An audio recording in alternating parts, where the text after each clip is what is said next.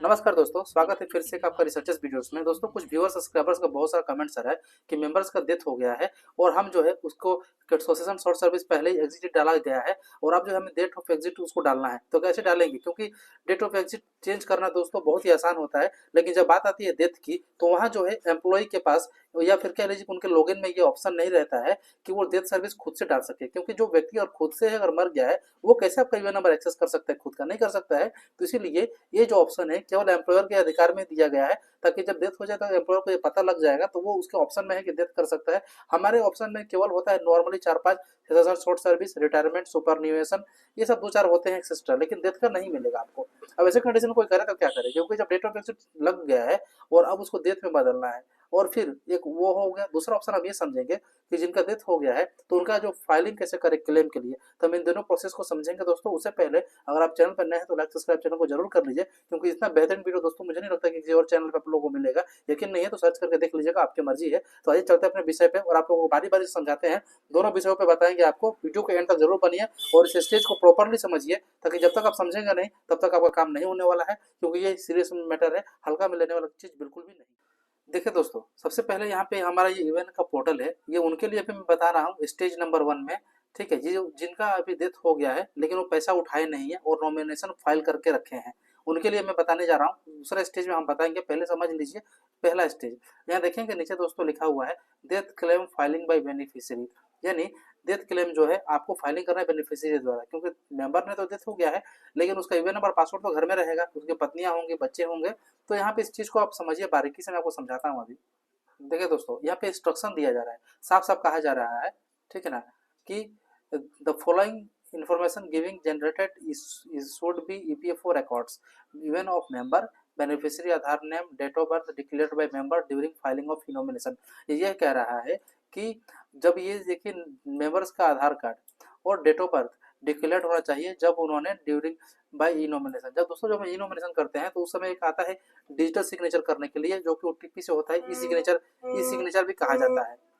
तो ऐसे कंडीशन में अगर आप बेनिफिशियरी ने अगर वो अपना ई केवाईसी ई नॉमिनेशन फाइल कर रखा है तो फिर उसको दोस्तों यहाँ पे यूएन नंबर फिल करना है, बेनिफिशियरी का आधार नंबर जो होगा घर पे वो डालना है, बेनिफिशियरी का नेम क्या है यानी कि जो मेंबर थे उनका डालना है, नॉमिनी का नहीं डालना है। बात को समझिएगा। यूएन नंबर डालिएगा, उनका आधार नंबर डालिएगा, उनका नेम क्या था, डेट ऑफ बर्थ क्या था, और कैप्चर फिल करके यहाँ पे साइन करके गेट ऑथराइजेशन पिन पे क्लिक करना है। तो दोस्तों ये जो है ये उनके लिए है जो कि डॉक्यूमेंट्स घर पे छोड़ गए हैं, मोबाइल नंबर पास में फैमिली के पास, मेंबर एक्सपायर हो गया है, कोई बात नहीं है। तो इनका जो है सारा प्रोसेस जो है ऑनलाइन होगा। आप यहाँ देख सकते हैं कि कह रहा है beneficiary should have a valid linked with Aadhaar number. उसके बाद में है बैंक अकाउंट एंड कॉरेस्पॉन्डेंस, यानी बैंक अकाउंट जो है अब किसका चाहिए, क्योंकि व्यक्ति तो है नहीं अब। तो यहाँ वो व्यक्ति मांग रहा है जो नॉमिनी में है, उनका बैंक अकाउंट मांग रहा है। यहाँ साफ साफ लिखा हुआ है, देख सकते हैं, keep the following bank account details of the beneficiary nominees readily available while the using functionality. तो वहां से समझिएगा दोस्तों, ये कह रहा है कि जो ये बैंक अकाउंट है ये अब उनका चाहिए जो कि बेनिफिशियरी नॉमिनी के अंदर ऐड करके रखा गया है। आप जो डेथ है उसका कोई मतलब नहीं बनता है। डॉक्यूमेंट्स क्या क्या चाहिए, तो death member of death certificate of member, bank account proof, cancel cheque कह लीजिए, जैसे हम लोग पीएफ में अपना ऑनलाइन करते हैं तो पासबुक लगाते हैं फिर कैंसिल चेक लगाते हैं, ये वही चीज है। उसके बाद में डेट ऑफ बर्थ के लिए बेनिफिशियरी यानी तो आधार कार्ड आप ले लेंगे। ये तीनों को आपको अटैच करना है। जब दोस्तों ये तीनों कंप्लीट कर लीजिएगा फॉर्म ना, तो गेट ऑथराइजेशन पिन पे जब क्लिक करेंगे तो 6 अंक का एक ओटीपी जाता है, उस ओटीपी को फिल करेंगे। उसके बाद में जितनी चीजें मांग रहा है आपको प्रॉपरली पीडीएफ बना के आप लोग को अपलोड करना होता है, और ये सारे प्रोसेस जो है ये ऑनलाइन ही हो जाते हैं। आपको इसके लिए पीएफ ऑफिस जाने की जरूरत नहीं है दोस्तों। ये प्रोसेस उन लोग के लिए है जो कि अपने पीएफ के अंदर ई नॉमिनेशन फाइल करके रख चुके हैं। क्योंकि दोस्तों इसीलिए कहा जा रहा है कि ई नॉमिनेशन जो है बहुत ही इंपॉर्टेंट है, इसको हल्के में नहीं लेना है। कृपया आप लोग जो भी लोग छूटे हुए हैं ई नॉमिनेशन फाइल कर लीजिए, या अगर नहीं करने आ रहा तो किसी नजदीकी में या फिर हमसे भी जुड़ के पेमेंट करके जो है हमारा फीस है वो देकर आप लोग करवा सकते हैं सही तरीके से, कोई दिक्कत की बात नहीं है। लेकिन दोस्तों निवेदन है कि नॉमिनेशन फाइल करके जरूर रखिए, क्योंकि आपको फॉर्म 10D 20 और 5IF एप्लीकेशन फिल करने में आपको बहुत हेल्प मिलता है।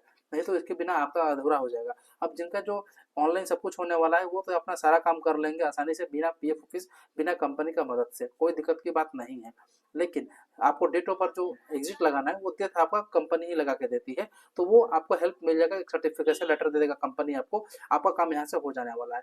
लेकिन अब जिनका डेट ऑफ एग्जिट रॉन्ग लग चुका है दूसरा नंबर स्टेज में, और वो जैसे कि सेशनर शॉर्ट सर्विस सुपरविजन लगा दिए हैं, फिर पैसा अपना उठा लिए हैं, कुछ उठाए हैं और कुछ बाकी भी होगा, हो सकता है, उनका फिर डेट ऑफ एग्जिट कैसे चेंज करेंगे। ऐसे कंडीशन में दोस्तों अगर डेट ऑफ एग्जिट लग चुका रहता है तो कंपनी आपको हेल्प करने के लिए तैयार नहीं होती है, क्योंकि वो देखती है कि इस बंदे ने खुद से मार्केट एग्जिट करके अपना पैसा उठाने के लिए कोशिश किया है या तो फिर ये किसी प्रकार का काम करने के लिए अटेम्प्ट किया है। तो उनके लिए क्या व्यवस्था है, आइए हम चल के आपको दिखाते हैं दोस्तों। ध्यान से इस पॉइंट को समझिएगा, हल्के में लेने की चीज नहीं है।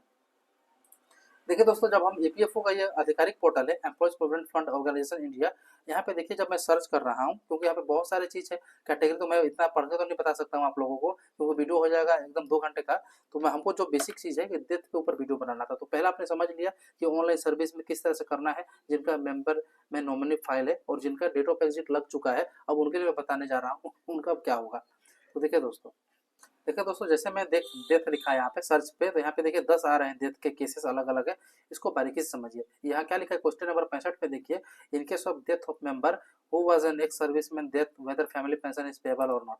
तो ये आंसर में देखिए यही कह रहा है कि अगर मान लीजिए सदस्य मर चुका है तो उसके बदले में पेंशन का पैसा जो है किनको दिया जाएगा या फिर नहीं दिया जाएगा। तो ये बता रहा है family pension is payable, I additional the military pension, family pension under rules of 60C। ये उनके लिए दोस्तों जो एक्स सर्विसमैन जो कि गवर्नमेंट जॉब में है, सरकारी एम्प्लॉयमेंट है। तो हमारा केस में सरकारी एम्प्लॉयमेंट तो है नहीं, तो बेसिकली हम कंपनी वाले के बारे में बता रहे हैं। तो जब हम 2 पे सर्च करेंगे तो यहाँ पे देखिए लिखा हुआ है what is the service required for giving pension in case of death of member. तो देखिए आंसर में 68वां नंबर पे देखेंगे तो लिखा हुआ है इन case of death of member the final pension of children pension is payable even after the receiving 1 month contribution including part of the pension fund. यानी जो मृत्यु का बाद में जो मेंबर है उसके बाद जो पैसा है फैमिली का, वो उनके परिवार को ही मिलेगा, उनके बच्चों को भी मिलेगा, उसके अंदर 1 महीने का कंट्रीब्यूशन के साथ में। तो दोस्तों ये पहला हो गया, आप समझ सकते हैं what is the service required for giving pension in case of death member. तो दोस्तों अगर आप पढ़ नहीं पा रहे हैं तो हमारी भाषा को भी समझिए, आप लोग आसानी से इसको समझ सकते हैं। कहीं दिक्कत होगा कमेंट जरूर कर लीजिएगा, हम आपको गाइड कर देंगे उस विषय पर प्रॉपरली। तीसरा में आते हैं दोस्तों, तो यहाँ देखिए लिखा हुआ है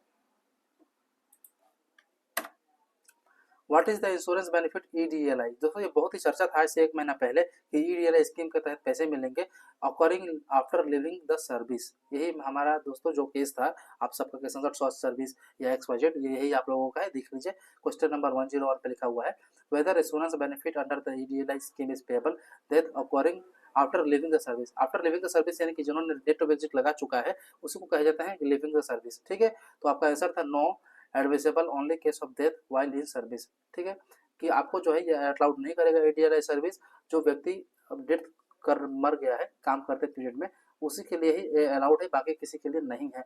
अब उसके बाद आते हैं, आप लोगों को बताएंगे दोस्तों, ध्यान से समझिए, एंड तक बने रहिए, आपका जो समस्या है हम अभी बताने वाले हैं। पहले जो धीरे धीरे समझिए किसको कि क्या मैटर है। 256 पे लिखा हुआ है in the unfortunate case of death of member is there is name mismatch how can I being the nominee apply for settlement online. यानी ये अगर किस मेंबर का डेथ हो गया है किसी कारणवश और उसका नेम जो है मिसमैच है, जैसे कि आधार का पीएफ के अंदर जब हम लोग लॉगिन करते हैं तो नेम में एक बार डिफरेंट होता है, सरनेम में डिफरेंट होता है, ये डेट ऑफ बर्थ में डिफरेंट होता है, तो उसके लिए हम नॉमिनी के लिए ऑनलाइन अप्लाई कैसे करेंगे। तो इसका आंसर देखिए नीचे लिखा हुआ है beneficiary can apply online while the member had filed E nomination. यानी बेनिफिशियरी जो है वो तभी इसका लाभ उठा सकते हैं जब तक उनका ई नॉमिनेशन फाइल उनके अंतर्गत है। So file physically claim through the authentication of the employer with necessary document and proof. ठीक है, और उसके बाद में जब आप ऑनलाइन जो है beneficiary can apply online while the member had E file nomination, तो अगर आपने ऑनलाइन कर दिया है उसके बाद में जो फिजिकल क्लेम थ्रू है, यानी कि उसके बाद जो पेपर आपको कंपनी देगी बना के और आपका जो डॉक्यूमेंट्स डेथ सर्टिफिकेट आधार कार्ड मेंबर का ये सब रहेगा, आपको एम्प्लॉयर द्वारा आपको कुछ डॉक्यूमेंट्स प्रस्तुत करने होंगे और फिजिकली आपको पीएफ ऑफिस ले जाके जाने पड़ेंगे। और उसके बाद में देखिए ऐसे बहुत सारे केस है दोस्तों। यहाँ पे देखिए दोस्तों, आप सब समझिए जो आप लोगों का जो समस्या था कि हमने डेट ऑफ एग्जिट जो हमने डाल दिया है उसका फाइनल आंसर यहीं पे है, सीरियल नंबर 264 पे why is there no option to select reason death of exit as a death while entering date of exit।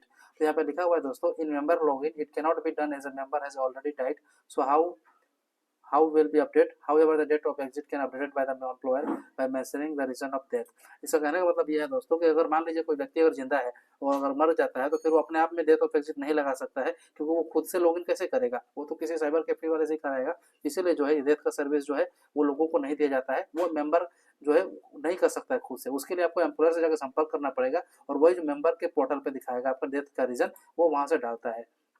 तो इस तरह से देखिए दोस्तों काफी सारे डेथ के ऊपर बने हुए हैं वीडियोस, ठीक है ना। लेकिन अब यहाँ पे देखिए क्या मामला है, सबसे बड़ी बात मैं आपको बता देना चाहता हूँ।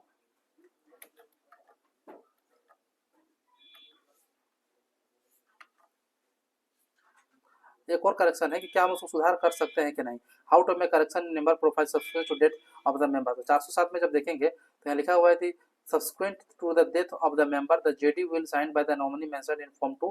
Thereafter, the joint declaration will proceed in accordance of the extent operating system on JD. दोस्तों जिनका डेट ऑफ बर्थ अगर गलती से रख गया है रॉन्ग, तो कंपनी कहने का तात्पर्य है कि अभी जो मेरे सब्सक्राइबर थे उन्होंने कहा है कि कंपनी सपोर्ट नहीं कर रही है। तो देखिए कंपनी सपोर्ट नहीं कर रही है, उसका गलती आप ही का है, क्योंकि आप उसको प्रॉपर एक्यूरेसी डेटा नहीं दे रहा है। आप पहले डेट ऑफ बर्थ सर्टिफिकेट बनवाइए, आधार कार्ड ले लीजिए, और क्या कीजिए कि आपका जो यूएन नंबर लॉगिन करके सर्विस हिस्ट्री होता है, सर्विस हिस्ट्री को प्रिंट आउट ले लीजिए, ताकि कंपनी को दिखा सके कि सर ये कंपनी में ये व्यक्ति आपके पास ही काम कर रहा था। हाँ, वो अलग बात है कि पैसा उठाने के लिए डेट ऑफ एग्जिट लगा चुका है, लेकिन वो आपकी कंपनी में काम किया है, क्योंकि उसके बाद कोई दूसरा कंपनी उसका ज्वाइनिंग नहीं होना चाहिए।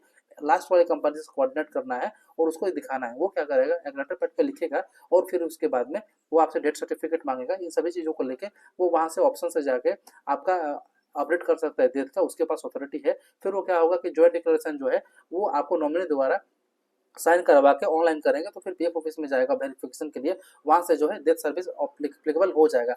अब दोस्तों रही बात की कंपनी सपोर्ट नहीं कर रहा है, तो कंपनी जरूर सपोर्ट करता है। पहले आप इन सभी चीज़ों को बनवा लीजिए, जैसे मैंने अभी कहा आपको, आधार कार्ड, डेथ सर्टिफिकेट, उसके बाद में अपना लेकर जाइए, एम्प्लॉयर से बात कीजिए, एम्प्लॉयर आपको जरूर हेल्प करेगा। यदि एम्प्लॉयर अगर आपको सपोर्ट इसमें भी नहीं कर रहा है, तो दोस्तों एक सीपीजीआरएस का एक पोर्टल होता है, जो कि हमने आप लोगों को एक वीडियो अगर कहिएगा कमेंट्स में तो हम बता देंगे कि किस तरह से उस पर कंप्लेंट डालना होता है। लेकिन पहले उससे पहले आप लोगों को ये सब सामान बनवा लेना पड़ेगा, डेथ सर्टिफिकेट, मेंबर्स का आधार कार्ड, और जो उनका प्रिंट आउट है हिस्ट्री का, पीएफ का प्रिंट आउट निकाल के आपको ये डॉक्यूमेंट बना के रखने होंगे, क्योंकि जब आप कहीं कंप्लेन लगाएंगे तो उसके लिए आपको प्रॉपर एविडेंस होना जरूरी है, क्योंकि कहीं पे भी लोग कंप्लेन लगा देंगे, ऐसा नहीं होता है। तो आपका हेल्प होगा दोस्तों, बहुत जरूरी तरीके से होगा, आप लोग घबराइए मत। आप लोग का जो मेन मकसद है मैंने आपको बता दिया है, फिर भी अगर आपको नहीं समझ में आता तो हम आपको बता देना चाहते हैं कि डेट ऑफ एग्जिट अगर लग गया है तो उसके लिए आप पहले सामानों को बनवाइए, जो मैंने अभी आपको बताया है। कंपनी से संपर्क कीजिए, कंपनी अगर हेल्प नहीं करता है तो फिर हमें आप कमेंट्स कीजिएगा, हम एक पर्टिकुलर वीडियो आपको बना के दे देंगे कि सीपीए ग्राम्स पे कैसे कंप्लेंट डाला जाता है। और दोस्तों निश्चित रूप मानिए 100% सीपीजीआरएमएस पोर्टल पे इतना शानदार काम होता है कि हर एक व्यक्ति का कंप्लेंट को सुना जाता है, इसमें इग्नोर किसी का भी काम को नहीं किया जाता है। अगर गलती होता है तो एम्प्लॉयर को भी फटकार लगाया जा सकता है उनके तरफ से। ये दोस्तों मेरा बताने का तरीका था यही, कि जो है आप लोग जागरूक होकर, और डेथ के लिए जिनका हो गया है ऑनलाइन ई नॉमिनेशन, वो अपना ऑनलाइन फिल कर ले, कोई दिक्कत की बात नहीं है।